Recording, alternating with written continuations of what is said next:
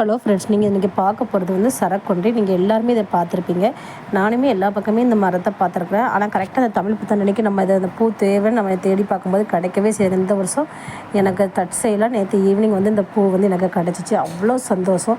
கேரளாவோட மாநில மலர் இது தான். அங்கே வந்து இந்த பின்சு பண்டிகை தமிழ் புத்தாண்டன்னைக்கு எல்லார் வீட்லையுமே இந்த பூவை வச்சு கொண்டாடுவாங்க.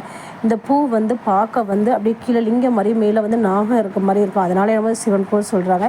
அதேமாதிரி சிவன் வந்து இது வந்து கொண்டையில் அணிஞ்சிருப்பார். அதனால தான் மின்னேர் சஞ்சேன் மேல் மிளிர்கொன்றே அணிந்தபடின்னு சுந்தரமூர்த்தி நாயனார் வந்து பாடியிருப்பார்.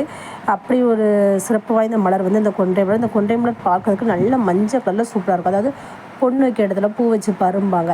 அதாவது தமிழ் புத்தாண்டன்னைக்கு பொண்ணு கிடைக்காதவங்க கூட இந்த மஞ்சள் கலர் கொன்றை பூ வச்சு சாமி கும்பிடும்போது அவங்களுக்கு எல்லா செல்வமும் கிடைக்குங்கிறது ஒரு ஐதீகம். எனக்கு இந்த பூ இன்னைக்கு கிடைச்சது ரொம்ப சந்தோஷமாக இருந்துச்சு.